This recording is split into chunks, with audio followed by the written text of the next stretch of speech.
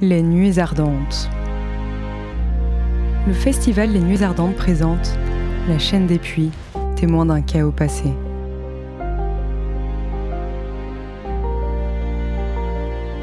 Avec Nadège Guimard, hydrobiologiste, Fanny Sorbader et Olivier Merle, volcanologues, Yves Michelin, géographe, et Yanis Labaume, photographe. Poème de la fée Malou.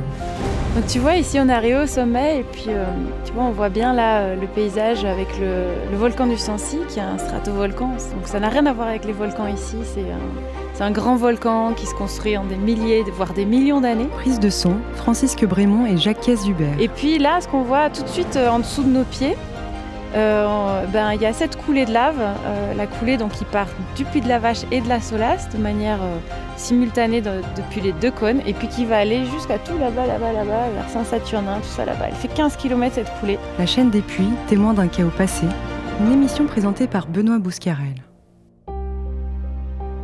Les catastrophes naturelles peuvent-elles être, au-delà du chaos qu'elles provoquent, également source de vie et d'inspiration ? Comment peut-on les imaginer fertiles ? Dans quelle mesure peut-on transposer la théorie schumpeterienne de la destruction créatrice aux caprices de la nature ?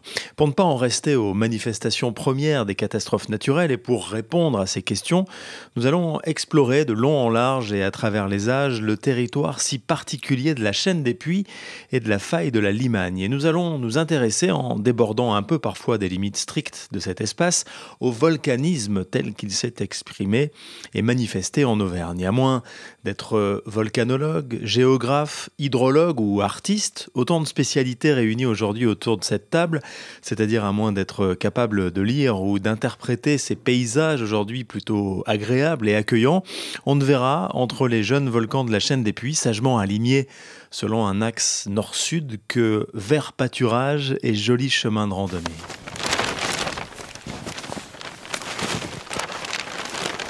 Donc là, tu vois, sur une carte, c'est bien parce qu'on se rend compte de l'ensemble du système là.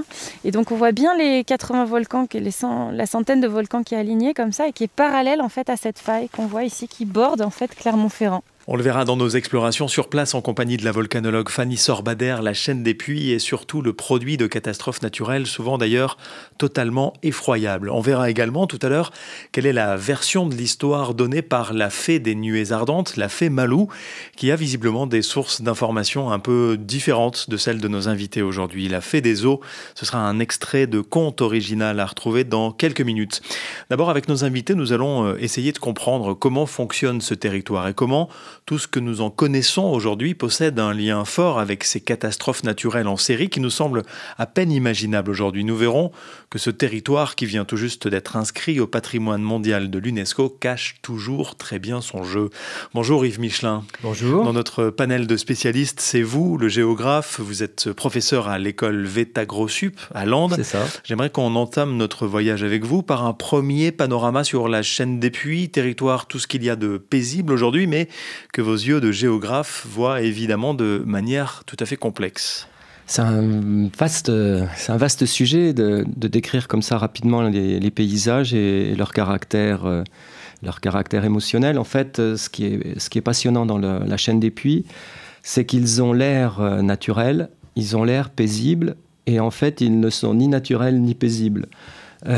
Parce qu'ils ont une histoire, à plusieurs braquets, c'est-à-dire qu'ils ont une histoire végétale qui fonctionne très vite, à quelques dizaines d'années. Ils ont une histoire sociale qui fonctionne à l'échelle des sociétés sur des centaines d'années. Ils ont une histoire géomorphologique qui est liée à la fabrication des formes du relief qui fonctionne à l'échelle plutôt des dizaines de milliers d'années. Et ils ont une histoire géologique qui fonctionne à l'échelle des dizaines de millions d'années. Et à toutes ces échelles, il s'est passé des événements vraiment puissants, extrêmement violents. Et cette violence, en fait, on ne l'aperçoit que si on la connaît. Sinon, on a devant soi du verre, des formes rondes, et on pense qu'on est au paradis. Vous qui avez consacré un ouvrage à cette chaîne des puits, ouvrage tiré de votre thèse de doctorat, intitulé « Les jardins de Vulcain », vous comprenez exactement et parfaitement ce territoire dans toutes ses ambiguïtés. Je ne sais pas si je le comprends, je le parcours depuis 40 ans, et en fait... je me suis posé une question parce qu'avant d'être chercheur et enseignant-chercheur, j'étais ingénieur et je faisais de l'aménagement au Parc des Volcans. Je m'occupais du service pastoral et du service agricole. Et on m'a demandé de voir comment soutenir l'agriculture et en particulier les systèmes traditionnels des pâturages collectifs au vin. Et quand j'ai cherché dans la littérature qu'est-ce qui pouvait m'aider à trouver des solutions techniques, en fait, à part les travaux d'un chercheur de l'INRA qui s'appelait Pierre Loiseau, qui s'appelle Pierre Loiseau toujours d'ailleurs, que je salue là, eh bien, il n'y avait rien.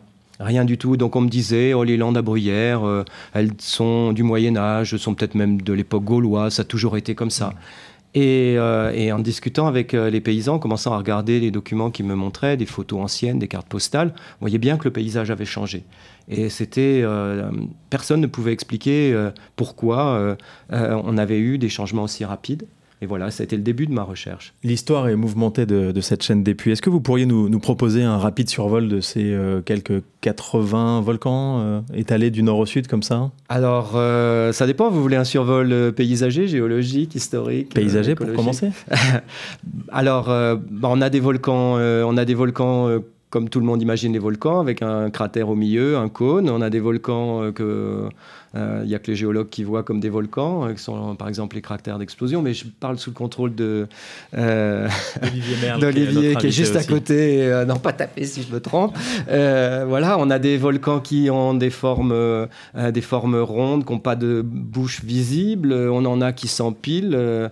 Voilà, on a devant nous toutes les formes possibles et imaginables de volcans. Mais en fait, moi, ce qui m'intéressait, c'était pas tant les volcans que ce qu'il y a dessus et ce que les hommes en ont fait.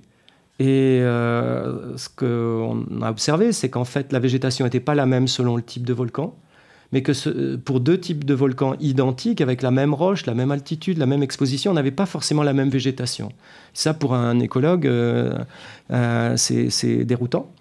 Et c'est ce qui m'a un peu poussé à chercher l'histoire et à comprendre pourquoi, à un endroit, dans une coulée, dans une chaire chaotique, il y avait des pins et juste à côté, il y avait des hêtres. Donc il n'y a aucune raison qu'il y ait une limite nette comme ça. Et c'est l'histoire qui m'a permis de comprendre. On va revenir en détail là-dessus avec vous tout au long de cette émission. Yves Michelin, peut-être peut-on dire dès le début qu'on a mis bien du temps avant de comprendre que ce sont des volcans. Oui. La chaîne des puits n'a pas été une chaîne volcanique pendant très longtemps. Absolument. Dans l'histoire humaine. On peut remonter sur cette histoire. Absolument, parce que quand j'ai commencé ma thèse, je me suis dit, c'est pas compliqué, je vais aller au musée des Beaux-Arts, je vais chercher des tableaux. Depuis que les gens savent peindre, ils vont avoir peint la chaîne des puits. Il n'y a pas un tableau de la chaîne des puits avant la fin du XVIIIe siècle. Et je me suis un peu posé la question parce que Madame de Sévigné est passée par là, elle est passée au pied du puits de la Vache et de la Sola, elle n'en dit pas un mot, pour aller au Mont d'Or. Montaigne, il est passé au pied du Pariou. Bon, il paraît qu'il faisait mauvais, mais enfin, il parle pas du tout il parle juste qu'il a mal au dos et voilà, il va au château de Pont-Gibaud. C'était des montagnes, quoi. C'était même pas... Des collines. Ouais, c'était des collines. Et il faut que ce soit un géologue qui dise, non, mais attendez, là, c'est pas des collines, là, c'est des volcans. Mais c'est des volcans éteints. Et à partir de là, toute l'élite intellectuelle européenne va venir dans la chaîne des puits voir les volcans éteints, les volcans européens éteints. Et à partir de ce moment, ces petites collines, totalement insignifiantes, prennent une valeur extrêmement forte parce que les gens imaginent ce que ça pouvait avoir été au moment des éruptions. Et il y a un naturaliste qui s'appelle Le Grand Dossy, qui vient en 1788, il monte au sommet du Puy de Dôme, et il décrit la vue sur l'ouest, on voit les grandes coulées du Puy de Côme, les chaires de Côme, et il fait... alors il raconte de la poésie, quoi. Il dit, oui, je vois encore, j'entends encore la terre gronder, le craquement des roches, la roche en fusion s'écouler, c'est vraiment effrayant. Enfin voilà, il fait du cinéma, on se croit à la télé, quoi. Et c'est parce qu'il sait que c'est des volcans.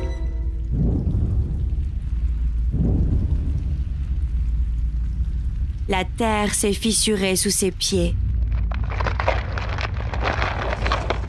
Le sol s'est soulevé, faisant apparaître des volcans. De la lave incandescente en est sortie, détruisant tout sur son passage.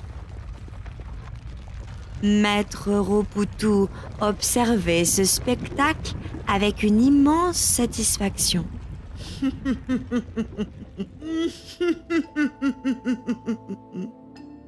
Voilà, c'était la version de la fée Malou, la fée du Festival des Nuées Ardentes. Vous pouvez retrouver son conte sur la création de la chaîne des Puys sur le site des Nuées Ardentes. Yves Michelin, je reviens à vous et à ce que vous nous disiez il y a un instant, quand vous arpentez ces territoires que vous connaissez si bien, est-ce que vous les entendez, vous, ces craquements, ces grondements, est-ce que vous les voyez, ces éruptions incroyables décrites avec beaucoup de lyrisme par le naturaliste Le Grand Dossier? Ah ouais. Il y a un site moi, que j'aime beaucoup, qui est peu connu, qui s'appelle l'Étang du Fin, sur la commune d'Olby, qui est un lac de barrage provoqué par une coulée, je crois, du puits Filiou. Qui est un marécage aujourd'hui. Alors aujourd'hui, c'est une tourbière, oui, tout à fait, mais ça a été un grand lac, ça a été un des plus grands lacs de barrage d'Auvergne.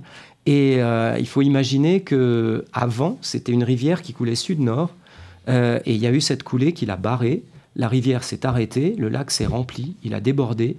Il a piégé un affluent qui coulait est-ouest, donc le lac a redébordé. Il a repiégé une autre rivière qui coulait sud-nord, et ça a fabriqué la Sioule actuelle. Et on a des gens qui ont vu ça. On a des gens, ils étaient là, ils chassaient dans la vallée s'est remplie de lave, le lac s'est rempli d'eau, la vallée s'est remplie d'eau, le lac a débordé, puis après il s'est vidé. Et ça s'est fait à l'échelle humaine. C'est un des rares moments où la géologie se perçoit à l'échelle humaine, et moi je trouve ça magique. On va revenir sur tout ça avec vous, Yves Michelin, tout au long de cette émission. On accueille également Yanis Labaume. Bonjour. Bonjour. Vous êtes artiste, photographe. Vous travaillez en grande partie sur la chaîne des Puys, que vous arpentez depuis toujours. En tout cas depuis très longtemps, à votre échelle à vous. Vous tirez de cette chaîne des Puys, de cette ambiance. On va vous demander par exemple s'il y a une mystique de la chaîne des Puys, mais de cette ambiance vous tirez toute votre inspiration de photographe. Avant de parler peut-être de votre art, on pourrait faire connaissance en quelques mots avec l'artiste. Comment est-ce que vous vivez, vous, sur ce territoire? La chaîne des Puys, c'est un peu mon terrain de jeu depuis longtemps, depuis que je suis gamin. J'ai fait beaucoup de randonnées, etc. Et aujourd'hui, je m'y balade essentiellement de nuit. Donc le regard que je porte sur ce territoire, il est assez unique, assez intéressant, parce que quand moi je me balade dans les volcans, généralement il n'y a plus personne. J'ai adoré l'expression les jardins de Vulcain, parce que c'est ce que je perçois aussi, ce volcanisme qui date, mais qui potentiellement pourrait repartir un jour. Il y a quasiment un oxymore derrière cette expression, les jardins de Vulcain. C'est quelque chose d'assez incroyable, mais ça résume assez bien la chaîne des Puys finalement. Oui, complètement. Ouais. D'autant que je suis un ex-forgeron, un ex-ferronnier d'art, et tout ce qui tourne autour des arts du feu, c'est un truc qui me touche depuis toujours. Ouais. Et aujourd'hui, une partie de mon travail s'axe sur l'utilisation de sources enflammées que j'utilise en photo pour faire du light painting. Donc c'est de la peinture de lumière. On travaille en temps de pause long et on vient dessiner, c'est ça, avec des lampes torches, avec des lasers, avec différents types de sources lumineuses. Je fais notamment ce qu'on appelle des sparks, c'est-à-dire qu'on va utiliser de la paille de fer enflammée qu'on dispose dans un dispositif, dans un fouet pour battre les œufs, le tout au bout d'une chaîne qu'on fait tournoyer, et ça permet de faire des étincelles qui partent un peu dans tous les sens et qui rappellent très concrètement les volcans effusifs quand ils explosent. Voilà, toute cette les scories volcaniques qui sont projetées dans les airs, toute cette roche en fusion. Voilà, quand on capture un phénomène volcanique de ce type, en photo, en temps de pause long, on obtient ces tracés lumineux qui partent dans tous les sens au-dessus du cratère, quoi. Et là, on reproduit une éruption. On a l'impression que vous avez une approche au moins partiellement scientifique, finalement, de vos sources d'inspiration. Vous connaissez le vocabulaire de la volcanologie. On vérifiera ça avec Olivier Merle dans un instant. Mais c'est quelque chose qui n'est pas uniquement purement du ressenti, j'allais dire. Il y a aussi une recherche scientifique dans votre travail ? Pas tant que ça, mais c'est du fait d'être de Clermont-Ferrand, d'avoir grandi dans la région, du fait d'être passé à Vulcania, au volcan de l'Antégie, etc. Enfin, forcément, on apprend un peu tout ça, on se familiarise avec le vocabulaire depuis longtemps, et c'est quelque chose que je peux réintégrer quand j'expose mon travail. Vous essayez de comprendre ce qui vous attache à ce territoire. Est-ce que vous diriez qu'il y a une mystique de la chaîne des Puys en mettant ce qu'on veut derrière, ce terme ? Plutôt, ouais, parce que en termes de rendu visuel, ce que je produis, il y a quand même quelque chose d'assez magique. Et puis ces volcans, on les connaît calmes, ils sont endormis. Et une partie de mon taf, c'est de les réveiller, quoi. C'est de venir leur foutre le feu, quoi. Nous accueillons également autour de cette table, on reviendra à vous, Yanis Labom dans un instant. Nadège Guimard, bonjour. Bonjour. Vous êtes hydrogéologue chargé de mission auprès du Parc naturel régional des volcans d'Auvergne. Un peu la même question d'ailleurs, qu'à Yanis Labom. Vous connaissez très très bien le territoire de la chaîne des Puys. Vos bureaux sont installés entre deux volcans, quelques centaines de mètres au sud des Puys de la Vache et de la Sola dont parlait tout à l'heure Yves Michelin. Quel rapport vous entretenez physiquement, charnellement avec ces territoires avant de parler un peu de science et d'eau? Effectivement, c'est un territoire très particulier, la chaîne des Puys, et j'ai la chance de travailler effectivement au pied de ces volcans qui nous rappellent un petit peu les différentes échelles de temps, justement, entre l'échelle humaine et puis ce passé volcanique qui n'est finalement pas si lointain, mais qu'on a la chance d'observer tous les jours au final. On va, avec vous, continuer, Nadège Guimard, notre exploration un peu scientifique de ces lieux en nous intéressant à l'eau, qui est votre spécialité. Vous travaillez notamment beaucoup sur le Cézalier et l'Artense, qui sont deux autres territoires géologiques qui sont assez différents d'ailleurs de la chaîne des Puys, mais qui ont quand même en commun de relever de cette grande famille des éruptions volcaniques en Auvergne. Je parle toujours sur le contrôle évidemment d'Olivier Merle qui est là et qui pour l'instant n'a pas l'intention visiblement de taper qui que ce soit autour de cette table, Yves Michelin. Votre spécialité, l'eau, qui va peut-être nous donner, Nadège Guimard, quelques indices supplémentaires de cette catastrophe passée. Elle a été impliquée, l'eau, dans les catastrophes volcaniques. Oui, la particularité de la chaîne des Puys, effectivement, si on compare au reste du territoire du Parc naturel régional des volcans d'Auvergne, quand on observe cette chaîne des Puys, ce qui est le plus marquant, c'est finalement l'absence d'eau en surface. On ne voit pas de cours d'eau qui s'écoulent sur cette chaîne des Puys, contrairement aux autres régions naturelles du parc naturel, où on voit vraiment un réseau hydrographique, donc c'est-à-dire un réseau de cours d'eau très dense, avec pas mal de zones humides, de tourbières et de lacs qui parsèment le territoire. Et sur cette chaîne des Puys, finalement, on n'observe pas toute cette eau de surface. Et finalement, c'est lié à l'histoire volcanique et à la nature même en fait, du sol de cette chaîne des Puys, qui est très infiltrant. Vous disiez en préparant cette émission que, contrairement à l'image qu'on retient souvent de l'Auvergne comme château d'eau de la France, en ce qui concerne la chaîne des Puys, on pourrait plutôt parler d'un parapluie, parce que l'eau arrive et puis en fait elle disparaît assez vite dans les entrailles de la Terre. Alors, sur le territoire du parc, effectivement, l'image du parapluie est plus correcte dans le sens où il pleut beaucoup sur les massifs, et l'eau s'écoule finalement, elle ruisselle vers l'aval. Alors elle est retenue par les zones humides, les tourbières qui permettent de ralentir ce flux et du coup de réguler un petit peu les épisodes de crue, ainsi que les sécheresses. Sur la chaîne des Puys, c'est un petit peu différent, puisque vraiment on a une infiltration, donc il n'y a pas ce phénomène de ruissellement de surface.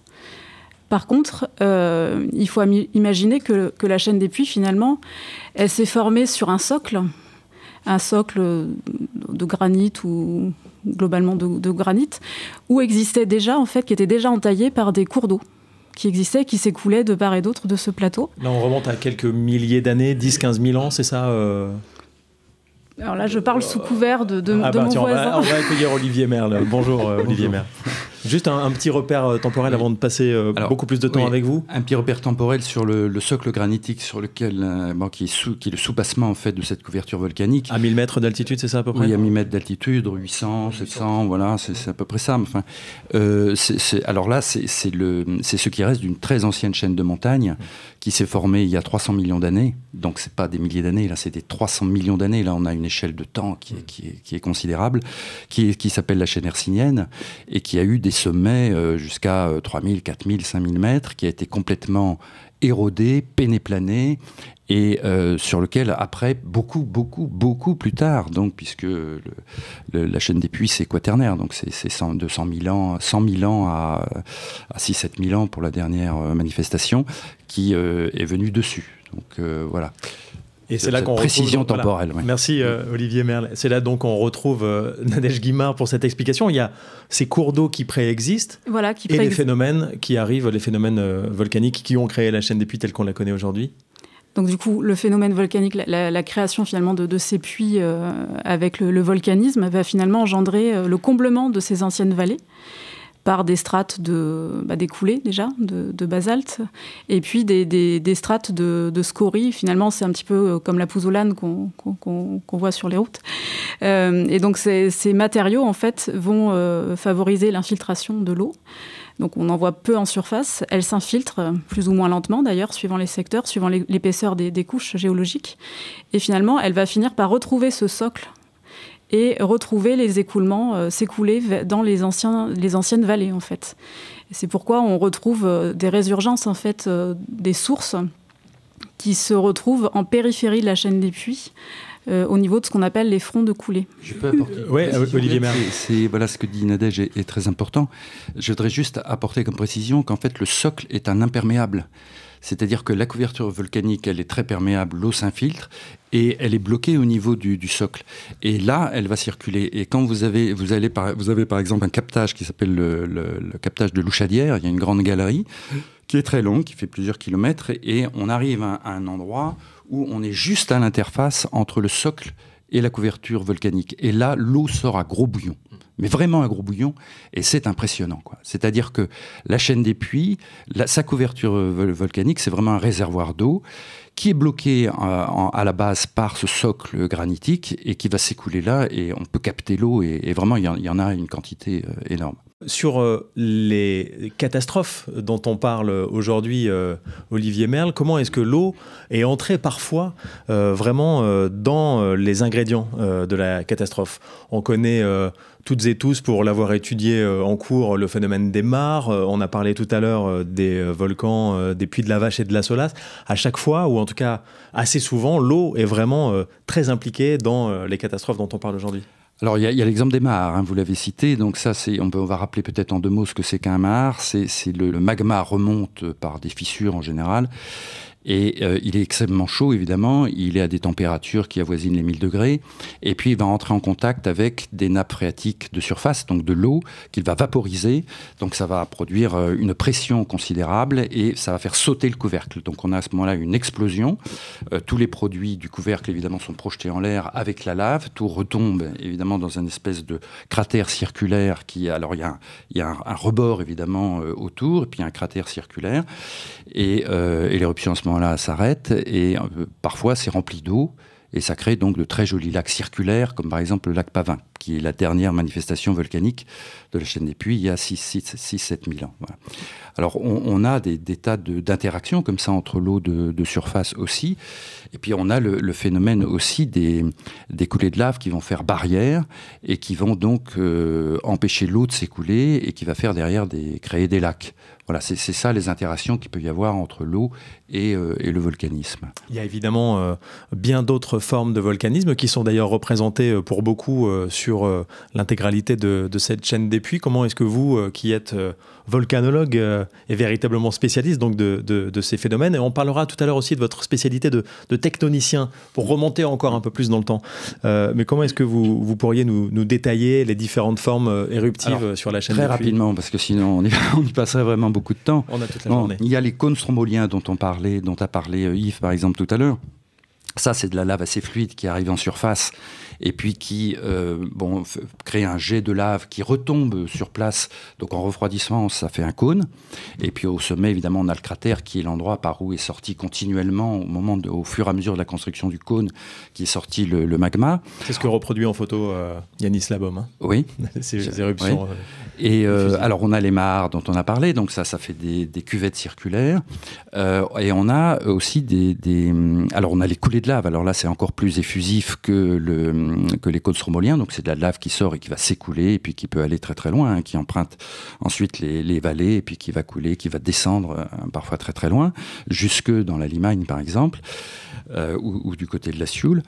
Et puis on a des magmas aussi qui sont beaucoup moins fluides, qui sont moins chauds en fait, qui sont plutôt à des températures de l'ordre de 700-800 degrés, donc qui ne permettent pas au gaz de s'échapper, parce qu'au fur et à mesure que le magma remonte des profondeurs, en fait, on a ce qu'on appelle l'exsolution des gaz, c'est-à-dire les gaz qui étaient en fait contenus dans la lave, en fait, qui n'est pas en gaz justement, mais se met en gaz. C'est bon. Et quand la lave est très très fluide, ce gaz s'échappe. Mais quand la lave est plus pâteuse, quand elle est moins chaude, elle ne peut pas s'échapper. Donc ça crée de la pression. Et puis ce magma, donc il peut monter, il peut faire des dômes, il peut faire des formats arrondis qui montent. C'est le Puy de Dôme. Alors le Puy de Dôme, oui, c'est un petit peu le Puy de Dôme, sauf que le Puy de Dôme, alors c'est un phénomène encore plus violent, puisque là, la pression des gaz a été telle qu'il a explosé. Donc là, ça fait ce qu'on appelle des nuées ardentes. Alors le terme n'est pas tout à fait approprié pour le Puy de Dôme, mais c'est à peu près ça. Donc en fait, les gaz qui sont emprisonnés dans le magma, à un moment donné, font une pression énorme. C'est comme si on secouait une bouteille de champagne à un moment donné. Ça fait sauter le bouchon. Donc ça explose. Alors ça peut exploser verticalement, ça peut exploser latéralement, et ça projette donc évidemment le couvercle qui était déjà solidifié des laves. Ça projette la lave elle-même, ça projette les gaz. Et alors ce sont des phénomènes absolument terrifiants, puisque ça peut aller à des vitesses de 300 km/h, des températures de 300 degrés, voire plus, et ça peut parcourir des distances de plusieurs dizaines de kilomètres. C'est-à-dire que quand ces phénomènes se produisent, là c'est vraiment les phénomènes les plus dangereux du volcanisme, quand ils se produisent, si jamais on est à proximité, on est mort. C'est ce qui est arrivé aux pauvres Maurice et Katia Kraft, qui ont vu l'éruption se produire, qui ont vu la nuée ardente venir, l'écoulement pyroclastique on dit maintenant, qui ont vu cette nuée ardente se précipiter vers eux. Ils savaient qu'ils étaient morts, parce que c'était des spécialistes. Ils connaissaient le terrain. Ils savaient que c'était foutu, quoi. Alors, ils ont, en catastrophe, essayé de mettre leur combinaison, mais bon, après, le souffle est arrivé sur eux, ils sont morts brûlés. Ouais, c'était au Japon, au mont Hunzen. Voilà. C'est le phénomène le plus extrême, en fait, du volcanisme et le plus dangereux, qui, par exemple, Mont-Sainte-Hélène. Aux États-Unis. Après, il y a des images des forêts de pins de conifères qui sont couchés par terre, mais sur des dizaines de kilomètres, on dirait des allumettes. On dirait des allumettes par terre, quoi. C'est absolument extraordinaire. Et c'est exactement ce qui s'est passé ici. Alors c'est ce qui s'est passé en plus petit que le Mont-Sainte-Hélène quand même, mais c'est ce qui s'est passé au niveau du Puy de Dôme, oui, qui lui date de 10-11 000 ans à peu près, donc c'est quelque chose de relativement récent en fait dans l'histoire de la chaîne des Puys. Et dont on se souvient à l'échelle humaine, comme nous le disait tout à l'heure. Ça, les hommes l'ont vu, ça c'est certain. Et pas que nous, Néandertal l'a vu aussi. Donc oui, les hommes ont vu ça, s'ils ont dû être... effrayé. On verra ce qu'il nous reste en mémoire de ces épisodes-là, s'il existe une mémoire longue. Simplement, la chaîne des Puys comme complexe volcanique unifié et intéressant, est-ce que c'est un complexe unique au monde par la diversité des types volcaniques qu'elle représente? Alors, il existe d'autres chaînes volcaniques qui sont assez belles, mais je pense que la chaîne des Puys est quand même relativement unique. Pour plusieurs raisons. D'abord, elle fait quand même 35 km de long. Elle a un très bel alignement. Alors sur cet alignement, je voudrais quand même dire un mot. Il apparaît nord-sud comme ça de premier abord. Quand on regarde plus finement, en fait, on voit que les volcans sont alignés. Il y a une série de volcans alignés suivant des directions qui sont plus à nord-20, disons nord-nord-est. D'autres qui sont plus à nord-170, disons nord-nord-ouest. Et puis d'autres qui ont aussi des petites directions secondaires. Donc cet amas donne une direction nord-sud, mais en réalité, c'est aligné suivant des grandes failles. Le magma est remonté, c'est aidé en fait de ces grandes failles, qui sont des anciennes failles hercyniennes dont on parlait tout à l'heure, c'est-à-dire des failles dans le socle. Alors justement, votre spécialité de technonicien, Olivier Merle, va nous permettre de comprendre peut-être les origines, les vraies grandes origines de ce phénomène de la chaîne des Puys. On peut peut-être aussi introduire la faille de la Limagne dans notre discussion, qu'on ne peut pas comprendre l'un sans l'autre. Oui, alors là ça va, on a une émission trop courte je pense là pour décrire tous les phénomènes géologiques qui se sont produits parce qu'ils sont très espacés dans le temps. Bon, ils ont tous une cause unique, ça c'est certain, mais ils n'ont pas du tout les mêmes manifestations ni la même signification. Si on parle de la faille de la Limagne, elle s'est produite il y a 35-40 millions d'années, donc c'est beaucoup plus ancien que la formation de la chaîne des Puys. C'est un phénomène qu'on appelle le phénomène de rifting qui qui est la séparation d'un continent en deux. On sait que, par exemple, il y a 300 millions d'années, on avait un seul continent, que l'Europe et puis l'Afrique, enfin l'Europe, l'Asie et l'Afrique étaient réunis aux deux Amériques, et puis ces deux parties se sont séparées, se sont déchirées, se sont éloignées les unes des autres. C'est ce phénomène que l'on a eu en Auvergne, mais de façon avortée. Ça appartient à un rift beaucoup plus large, qui couvre le Rhin aussi, le Graben du Rhin, etc. Donc on a eu ce début de phénomène avec la formation de la faille de la Limagne, un effondrement, donc un fossé d'effondrement qui s'est créé, et puis des manifestations volcaniques il y a 20-25 millions d'années. Donc ça, c'est première manifestation en fait du volcanisme en Auvergne, la plus ancienne, et qui est liée à la formation des Alpes. Tout de toute façon est lié à la formation des Alpes, mais je ne vous expliquerai pas pourquoi, parce que là, ce serait vraiment trop long. Même en 2 mots même en 2 mots, parce que... disons que les Alpes, c'est une zone de compression. Il faut savoir que quand on a une zone de compression où on fait d'énormes chevauchements, c'est-à-dire où il y a une plaque qui vient chevaucher une autre, en fait, on a aussi une énorme racine en profondeur, et que cette racine, en fait, possède une force verticale gravitaire qui tire vers le bas et qui produit de l'extension en périphérie, en fait, de la chaîne de montagnes.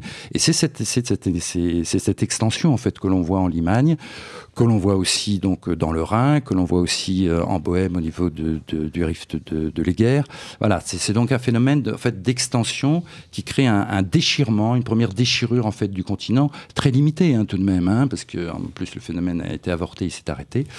Et puis au niveau de la chaîne des Alpes, vous m'arrêtez si on va trop loin, on a donc cette racine qui déplace du manteau sous-jacent qui est plus fluide, qui est moins rigide que la plaque tectonique, et ce manteau fluide va se déplacer vers l'Auvergne, et puis va remonter progressivement, et puis va fondre. Et à ce moment-là, on a de la fusion, et on crée du volcanisme qui, lui, va perdurer beaucoup plus longtemps, qui va être la chaîne des Puys, mais qui est aussi le Mont d'Or, qui est aussi le Cantal, qui est aussi le Devèze, qui est aussi le Velay, qui est aussi le Brac, etc.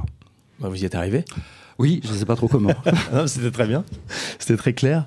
Est-ce qu'on n'en garderait pas quelque chose enfoui au plus profond de nous, de toute cette mémoire géologique et volcanique? C'est ce qu'on disait tout à l'heure, c'est ce qu'on évoquait avec les travaux de Yanis Labom. Qu'est-ce que vous en pensez, vous, Olivier Merle, et on posera la question à Yves Michelin. Je ne le crois pas. Je ne le crois pas parce que justement, comme le disait Yves, les volcans, on les a découverts qu'au XVIIIe siècle. Avant, c'était juste des collines, on ne savait pas ce que c'était. La faille de la Limagne aussi, elle prend maintenant pour le grand public une signification différente, mais c'est vrai que quand on est à Clermont-Ferrand et qu'on regarde le plateau des Dômes, on voit qu'il y a un escarpement pour y monter, mais de là imaginer que c'est une grande faille le long de laquelle la plaine de la Limagne s'est effondrée, je crois que c'est très difficile.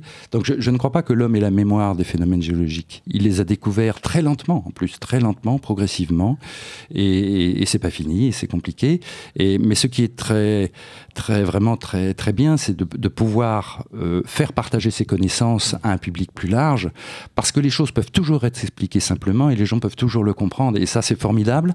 Quand on a fait comprendre à quelqu'un les phénomènes géologiques, il regarde le paysage d'une autre manière, il l'a compris différemment, et c'est une autre poésie en fait qui ressort du paysage, c'est une autre sensibilité en fait que l'on a.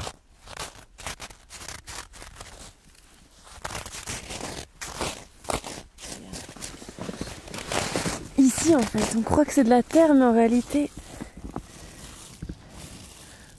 c'est pas de la terre.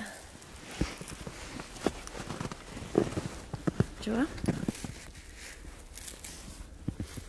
En fait, ce sont des petits morceaux de roche. Ça s'appelle des scories. Ici, on les appelle la pouzzolane aussi. Et donc c'est tout petit. Et on peut voir la couleur aussi, c'est noir. Ça, c'est important, la couleur, parce que ça nous donne des indications sur la distance au volcan. Donc quand c'est noir, ça veut dire qu'on est encore loin. Et après, on va voir, ça va devenir d'une autre couleur. C'est pour ça qu'il faut regarder beaucoup. Voilà, donc là, c'est des petites scories. En fait, on voit, c'est très granuleux. Ça a une texture très rugueuse.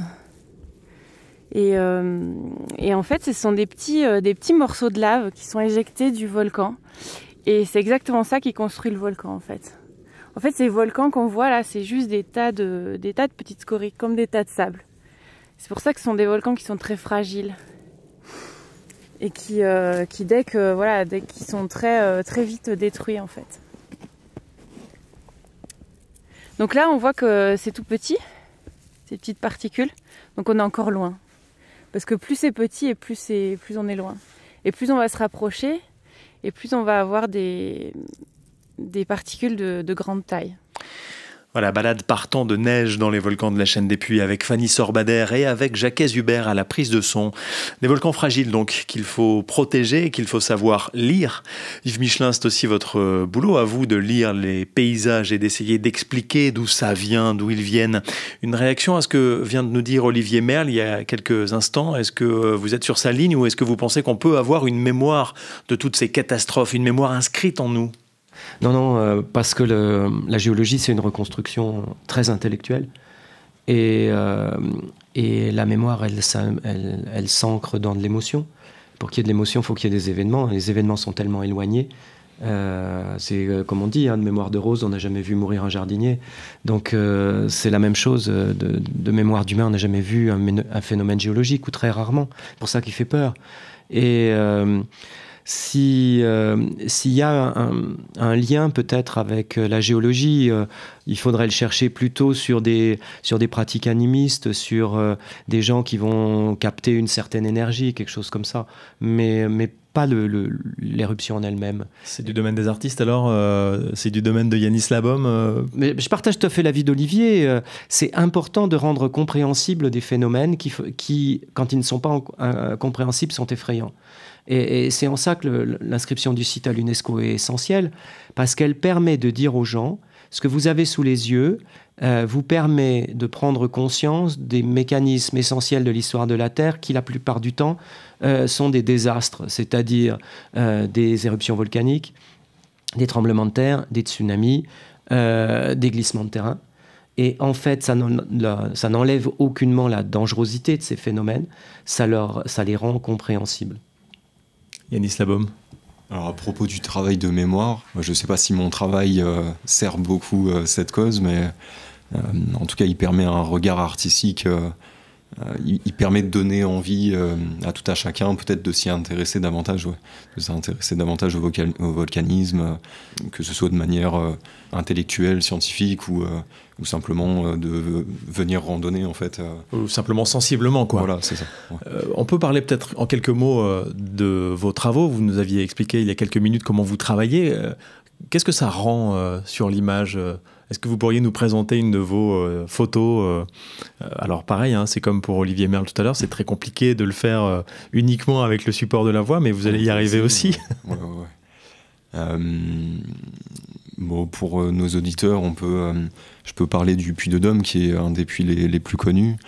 Par exemple, j'ai réalisé une photo, donc il faut bien visualiser les choses de nuit.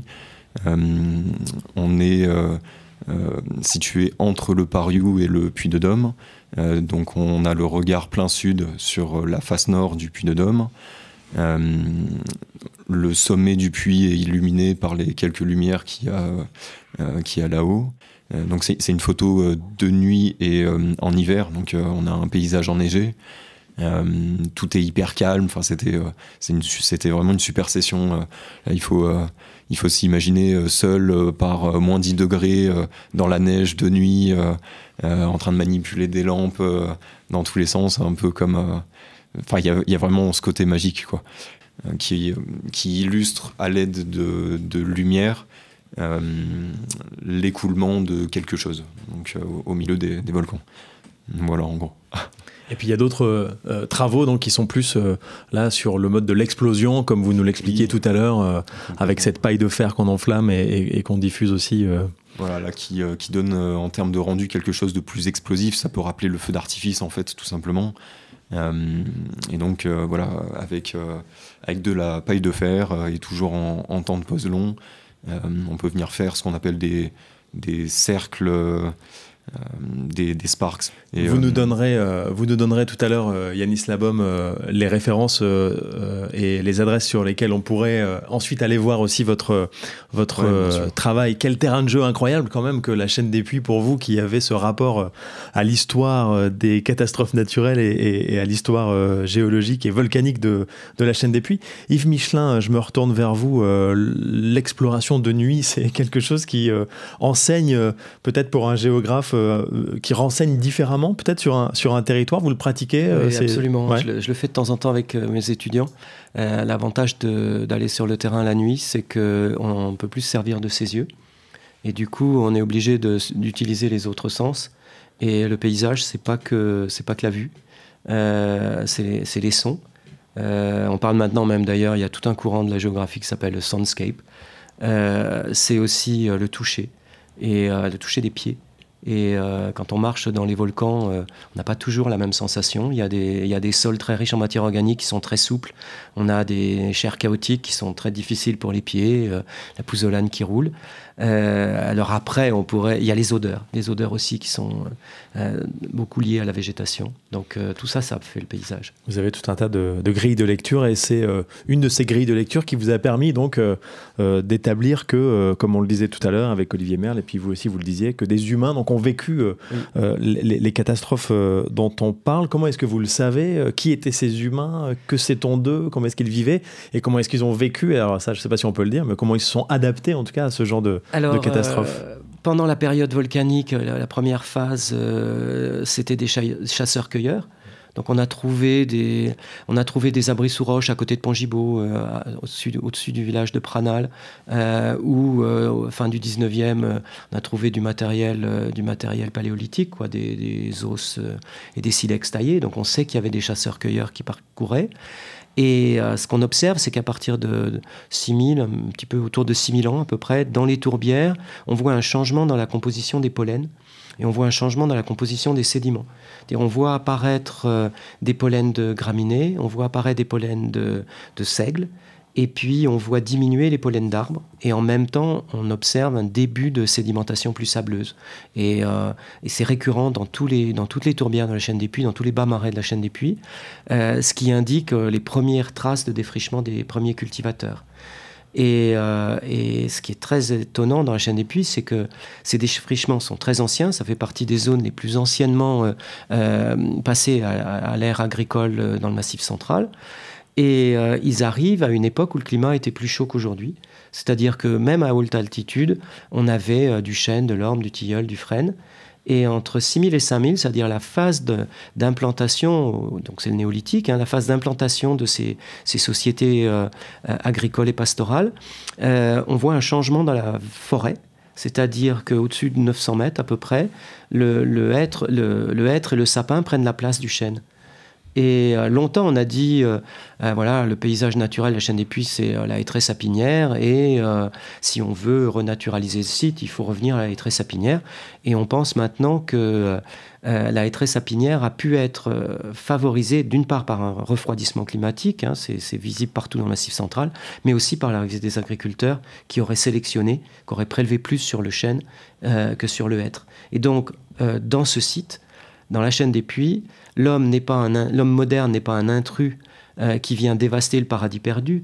Il est consubstantiel, quoi. C'est-à-dire on ne peut pas enlever l'homme de ce site si on veut vraiment avoir un espace naturel. Et je trouve que c'est très...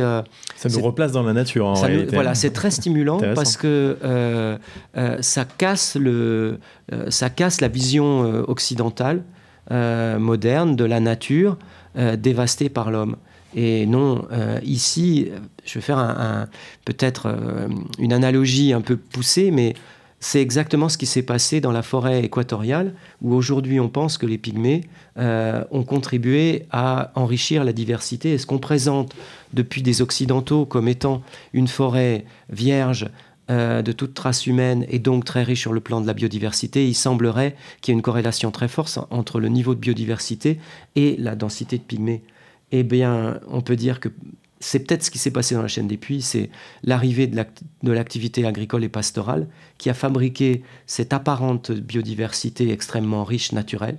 Et donc, si on veut aujourd'hui avoir une gestion de ce territoire, il ne faut pas la faire contre l'homme, il faut la faire avec eux. Voilà, on va se mettre juste à la plomb de la falaise, là.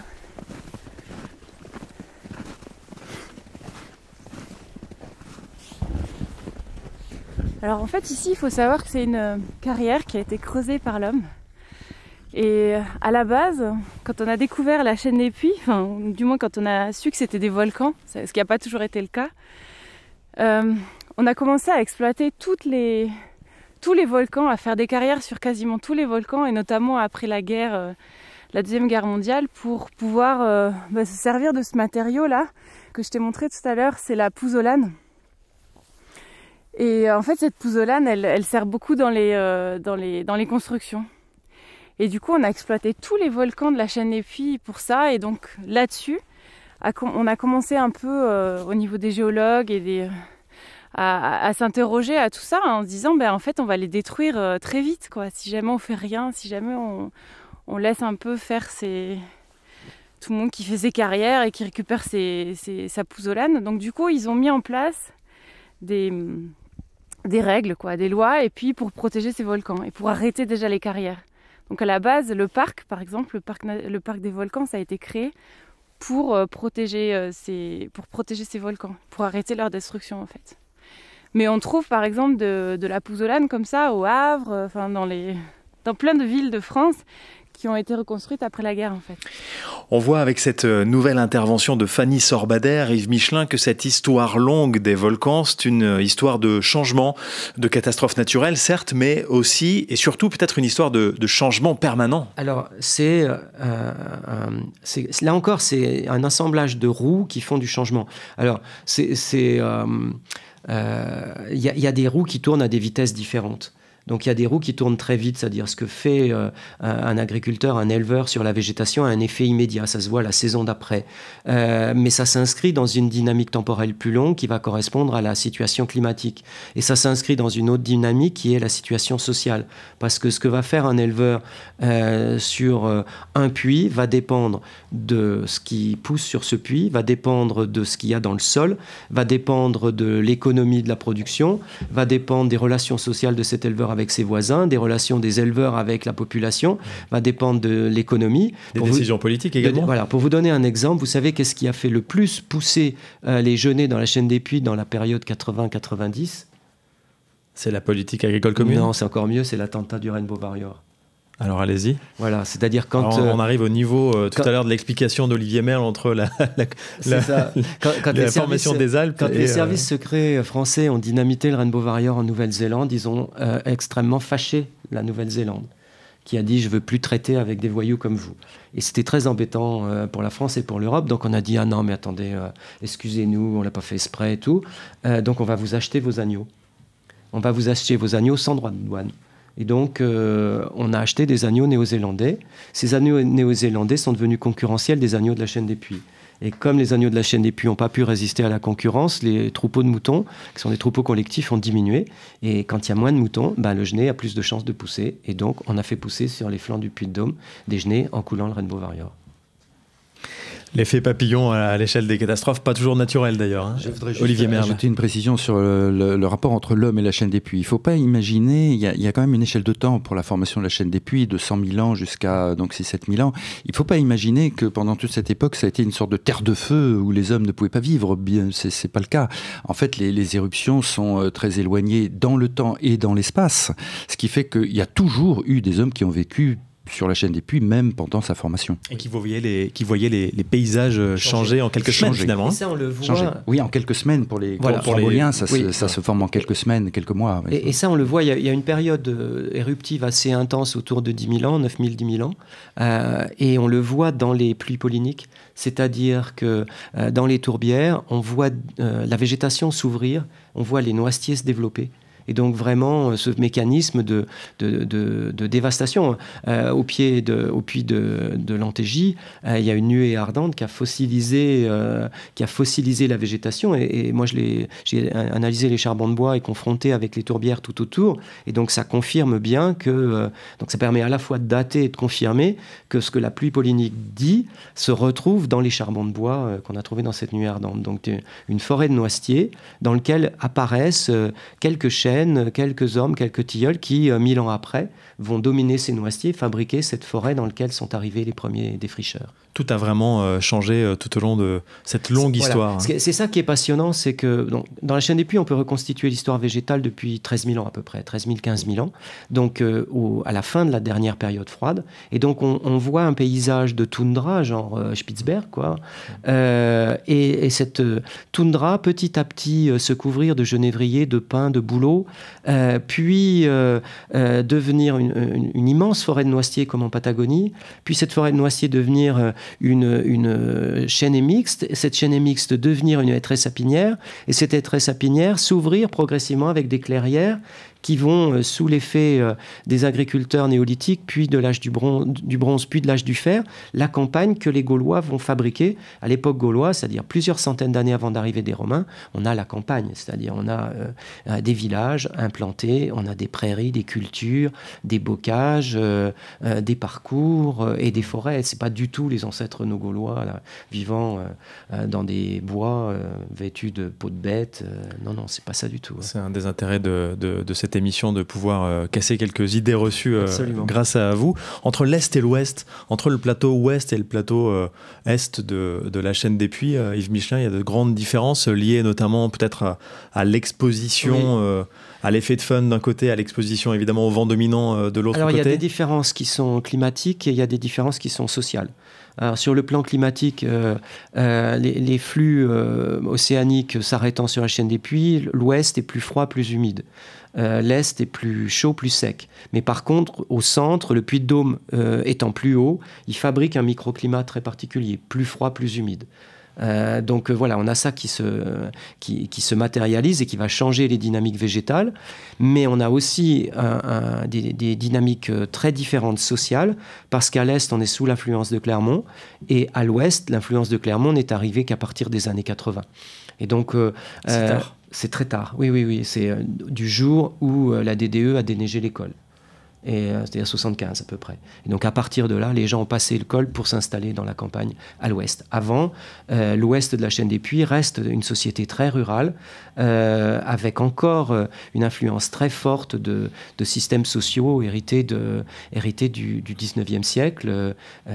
Et c'est très étonnant de voir ça, et comment ça s'est dissous en fait sous la pression urbaine en 20 ans. Alors quand on parle de gestion du territoire, évidemment la question de l'eau, elle arrive très très vite, notamment en ces temps inquiets par rapport à la profusion de la ressource en eau. On parle de sécheresse récurrente, on parle de tout un tas de phénomènes et de nouveaux changements qui arrivent peut-être avec une rapidité plus importante que ceux dont vous parliez Yves Michelin et Olivier Merle il y a quelques instants.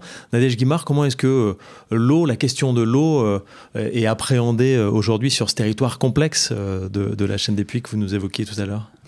Alors effectivement, Yves Michelin vient de rappeler l'importance, le rôle de la chaîne des Puys finalement, en termes de précipitation, donc plus importante à l'ouest, où les eaux vont s'écouler plutôt vers la Sioule en fait. Et puis sur la partie est, moins de précipitations, et donc les eaux s'écoulent plutôt vers l'est et rejoignent en fait la plaine de Limagne puis l'Allier. Voilà, ce sont les affluents rive gauche de l'Allier. Un peu comme les temps enchaînés dont parlait tout à l'heure Yves Michelin. On peut parler de bassins versants qui sont à différentes échelles très importants pour la compréhension du fonctionnement de ce territoire. Effectivement, donc là on est en tête de bassins versants, donc sur un secteur de zone de source, où les eaux finalement s'écoulent à l'ouest vers la Sioule et à l'est vers l'Allier. Finalement, les eaux de la Sioule rejoignent aussi plus loin la rivière Allier. Et finalement, cette chaîne des puits, il faut imaginer que on a une ressource en eau qui va donc s'infiltrer assez lentement dans certains secteurs. Et l'eau qu'on va retrouver au niveau des résurgences, c'est une eau qui a séjourné plusieurs mois, ou plusieurs semaines, plusieurs mois, voire plusieurs années, suivant les secteurs. Et donc, du coup, il y a ce décalage en termes de temps entre le moment où on a les précipitations et le moment où on a les débits les plus importants au niveau des sources. Et c'est ce décalage qu'il faut faire comprendre, il faut faire prendre conscience de ce genre d'enjeux aux populations, aux élus, aux acteurs locaux. C'est ça. Et donc, il faut bien raisonner, effectivement, vous avez cité le terme de bassin versant, donc juste pour définir un petit peu rapidement ce que c'est un bassin versant. C'est tout simplement une sorte de cuvette, c'est la zone géographique sur laquelle les eaux de précipitation qui vont s'écouler vers une rivière, vont alimenter une rivière. Et cette notion de bassin versant, en fait, elle est capitale dans la gestion de l'eau, puisqu'il faut garder à l'esprit qu'on a vraiment, chacun de nous a un impact en fait sur la ressource, que ce soit par les rejets qu'on peut générer, donc qui ont un impact sur la qualité de l'eau, ou aussi par les consommations d'eau que chacun d'entre nous ont. Et du coup, ça a forcément un impact sur la disponibilité de la ressource en aval.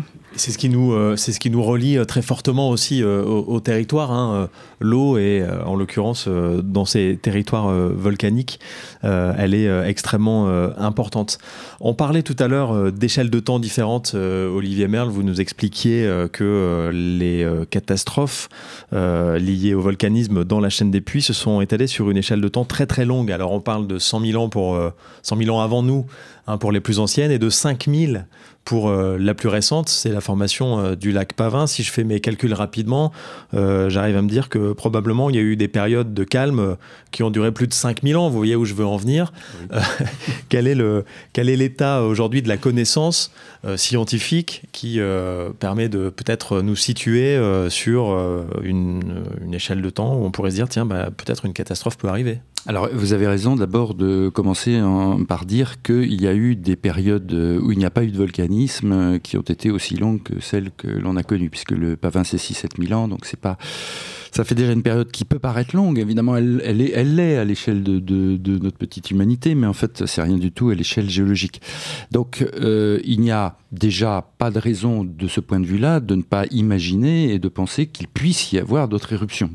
Bon, alors évidemment, on surveille, on a un réseau sismique qui surveille tout ça, mais si on regarde les faits qui pourraient nous faire penser qu'il pourrait y avoir dans le futur des éruptions, c'est le fait que si on regarde le flux de chaleur qu'il y a au niveau de la chaîne des Puys, ce flux de chaleur est toujours anormalement élevé par rapport à d'autres régions, comme la Limagne par exemple, ce qui indique qu'il y a toujours, très vraisemblablement en profondeur, alors très en profondeur, à 30 ou 40 ou 50 km de profondeur, il y a toujours très certainement du magma liquide, donc qui pourrait éventuellement remonter et faire des éruptions. Ça c'est un point que je pense que tous les spécialistes sont d'accord là-dessus. Il n'y a aucune raison d'exclure, mais ça ne veut pas dire que ça va se produire, mais il n'y a aucune raison d'exclure de futures éruptions dans ce secteur. Alors les gens pensent souvent que ce sont les volcans qui vont se rallumer. Non, ce ne sont pas les volcans qui vont se rallumer, ce sont de nouvelles éruptions qui se produiront quelque part dans la chaîne des Puys ou dans la périphérie. C'est vrai de toute façon. À l'échelle de l'ensemble du Massif central, il y a de toute façon un flux de chaleur plus élevé. C'est de toute façon une région où il pourrait y avoir des éruptions qui reprennent. Quel pourrait être le déclic ? Le déclic, alors là justement, si on le connaissait, on pourrait prévoir. C'est ça le problème, c'est qu'on ne le connaît pas. Et donc, c'est difficile justement de savoir qu'est-ce qui peut produire la remontée de magma. En fait, on sait, quand on regarde la chaîne des Puys, c'est évident que le magma remonte le long de failles. C'est pas lui qui crée son propre chemin. Il n'a pas cette force motrice. Il l'a ailleurs, dans d'autres, soit il l'a eu dans d'autres secteurs du Massif central, etc. Mais dans la chaîne des Puys, non. Manifestement, c'est toujours aligné suivant de grandes fractures anciennes. C'est le schéma. C'est une remontée opportuniste. Voilà, c'est facile. C'est facile de remonter là. Donc, on peut imaginer que ça puisse se produire le long de ces fractures. Bon, maintenant, qu'est-ce qui pourrait être le phénomène déclencheur ? On n'en sait rien, et il n'est pas impossible non plus de penser que c'est un phénomène en bout de course, et que, comme phénomène en bout de course, peut-être que nous n'aurons plus de phénomène volcanique. Mais là, la science est impuissante à répondre. À quelle échelle de temps, d'ailleurs, on est impuissant à prévoir sur les prochaines semaines, les prochains mois, les prochaines années, décennies ? Difficile à dire. À la limite, si on avait vraiment une activité sismique probante, on pourrait imaginer, à l'échelle de quelques semaines, de dire, voilà, il va peut-être se produire quelque chose ou quelques mois. Pas quelques années. Là, quelques années, on est impuissant. Donc, en fait, il faudra, si quelque chose se produit, donner une alerte ou avertir les politiques relativement vite. Parce qu'on n'aura peut-être que quelques mois pour réagir. Et comme on voit à quelle vitesse nos politiques parfois réagissent, eh bien, il faut dire qu'il faut les prévenir assez tôt. Bon, vous le dites avec un sourire dans la voix qui me fait dire que le pire n'est jamais certain, heureusement, Olivier Merle. Comment les paysages vont évoluer, Yves Michelin? Catastrophe volcanique ou pas, d'ailleurs, comment est-ce que vous voyez, vous, avec votre spécialité, les choses évoluer dans le temps? Eh ben, les paysages vont évoluer comme on veut qu'ils évoluent ou comme ils évolueront si on ne s'occupe pas d'eux, quoi. Et donc, c'est vraiment un choix.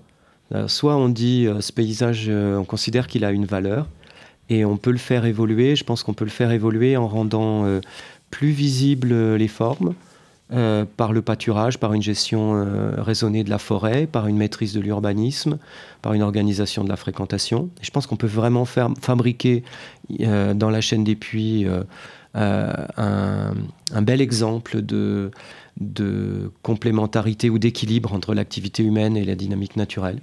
Et je pense que ce site le mérite largement. C'est d'ailleurs ça qu'on a négocié auprès des instances de l'UNESCO. Par contre, on peut imaginer des scénarios qui, moi, me plaisent pas du tout, mais qui sont aussi probables.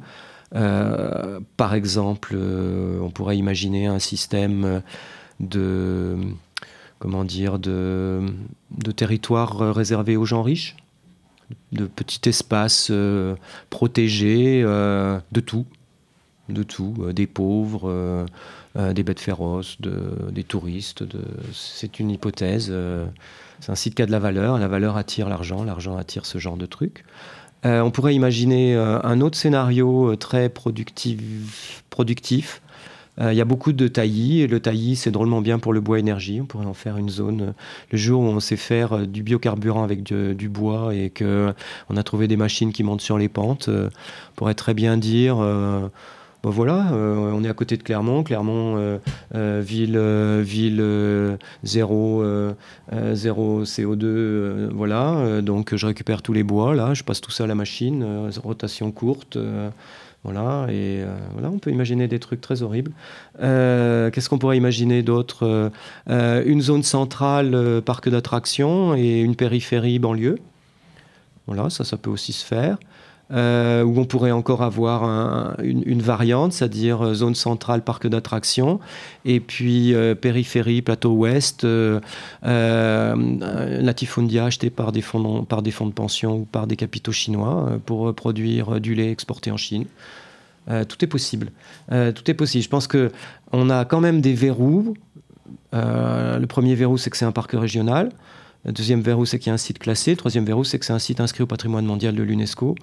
Et je pense que c'est un des moyens de dire, effectivement, tous ces scénarios-là sont possibles. Le pire est encore pas imaginable, je pense. Je pense qu'on peut vraiment avoir des choses encore pires que ça quand on voit ce qui se passe dans le monde entier. Mais parce que le site est inscrit au patrimoine mondial de l'UNESCO, parce qu'on a fait entendre que c'était quelque chose qui appartenait à l'humanité, que c'était un bien commun, et qu'il fallait qu'il y ait des lieux où les gens puissent comprendre ce que c'est que la géologie pour plus en avoir peur, pour vivre avec. Alors on ne peut pas y faire n'importe quoi. Et c'est vraiment le pari, moi, que je fais. C'est qu'on ne fera pas n'importe quoi ici, parce que ce site nous dépasse et il nous oblige à nous dépasser, à nous surpasser. Et on y a une responsabilité. On a une responsabilité, et cette responsabilité, elle n'est pas seulement politique, elle n'est pas déléguée. Elle est politique, bien entendu, mais elle est la responsabilité de tout le monde, de ceux qui habitent, de ceux qui visitent, de ceux qui exploitent. Et évidemment de ceux qui gouvernent. Et je trouve ce qui est très intéressant, c'est ce que ce site nous apprend. Moi, je repense toujours, premiers aménagements pastoraux que j'ai fait, c'était au pied du Puy-de-Dôme, et les gens m'ont dit « Ah non, mais là, c'est un truc de la comtesse Braillère ». Moi, je n'avais jamais entendu parler de ça. Et en fait, la comtesse de Montferrand, en 1195, elle a donné à tous les pauvres de la chaîne des Puys l'ensemble de ses possessions, c'est-à-dire 70 000 hectares à peu près. Elle les a donnés aux pauvres actuels et à venir, avec la possibilité de faire sur ce terrain ce qu'ils voulaient sans droits féodaux. C'est-à-dire au moment le plus puissant de la féodalité, elle a donné une surface impensable à tous les habitants en bien commun et à leurs descendants. Et je trouve que cette donation est d'une modernité absolument sidérante.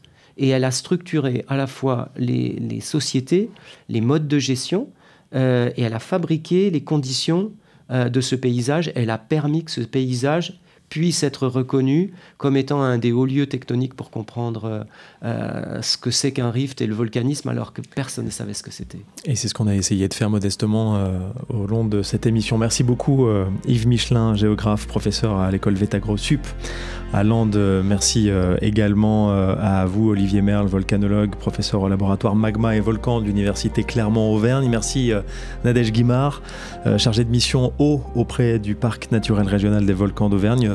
Merci beaucoup. Et merci aussi à Yanis Labaume, artiste, photographe. Où est-ce qu'on peut trouver les références de vos photos? Il y a un site internet, je crois, qui s'appelle... En cherchant Scory Photographie. Scory Photographie, voilà, qui parle effectivement à l'issue de cette émission. Merci beaucoup.